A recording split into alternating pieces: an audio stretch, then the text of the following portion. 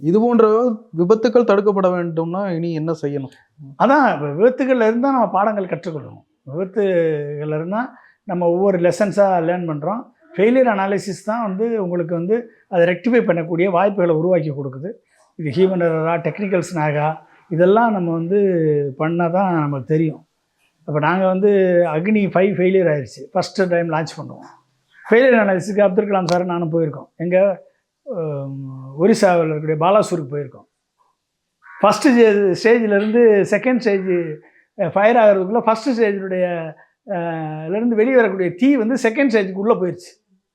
Second stage உள்ளே போய் second ஸ்டேஜுடைய electronics எல்லாம் காலி பண்ணிடுச்சு. இது காலி பண்ணிச்சுன்னு யாருக்கும் தெரியல. ஃபெயிலியர் அனாலிசிஸ் போன பிறகு அப்துல் கலாம் பார்த்து சொன்னார், இந்த மாதிரி நீங்கள் வந்து எந்த பேரலல் ப்ராசஸிங் சிஸ்டத்தில் பண்ணீங்க? 64 நோடு பேரலல் ப்ராசஸிங்கில் பண்ணும்போது தான் பண்ணியிருக்கோம், எங்களுக்கு அதில் ஒன்றும் தெரியலன்னாங்க.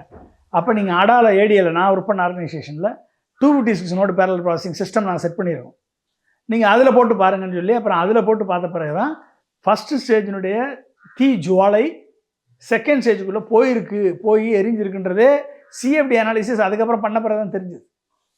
அப்போ ஃபெயிலியர் அனாலிசிஸ் பண்ணும்போது தான் உங்களுக்கு வந்து என்ன ப்ராப்ளம்னு தெரிய வரும். அப்போ அந்த ப்ராப்ளத்தை அடுத்து ரெக்டிஃபை பண்ணி அப்புறம் அக்னி வந்து சக்ஸஸ்ஃபுல்லாக லான்ச் பண்ணி 5000 கிலோமீட்டர் தாண்டி அடிக்கக்கூடிய லெவலில் ப்ரிசிஷனாக அடித்தது.